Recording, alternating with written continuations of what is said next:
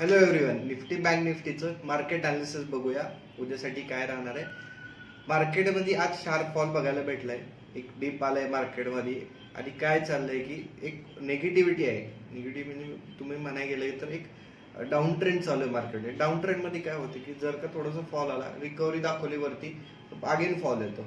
तर same thing तेच झालं, थोडंसं गॅप अप ओपन झाला आणि त्याच्यानंतर अगेन फॉल आला. मार्केटमध्ये डाऊन ट्रेंड चालू आहे. थोडे पण पॉझिटिव्ह न्यूज आले तर ते सस्टेन होत नाहीये.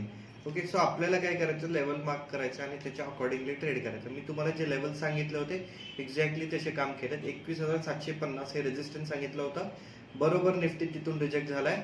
आणि 46,000 हे बँक निफ्टीचं रेजिस्टन्स सांगितलं होतं, त्याच्यावरती ओपन झाला आणि बरोबर तिथून फॉल दाखवला त्यांनी.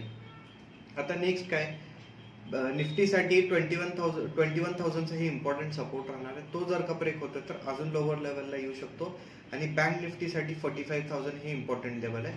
तो जर का ब्रेक करतो तर अजून लोअर लेवलला म्हणजे 44,500 और 44,000 पर्यंत आपल्याला बघायला भेटू शकतं. सो सेफली ट्रेड करा, क्वांटिटी कमी करा जर कन्फर्मेशन येत नसेल, आणि व्यवस्थित ट्रेड करायचा प्रयत्न करा.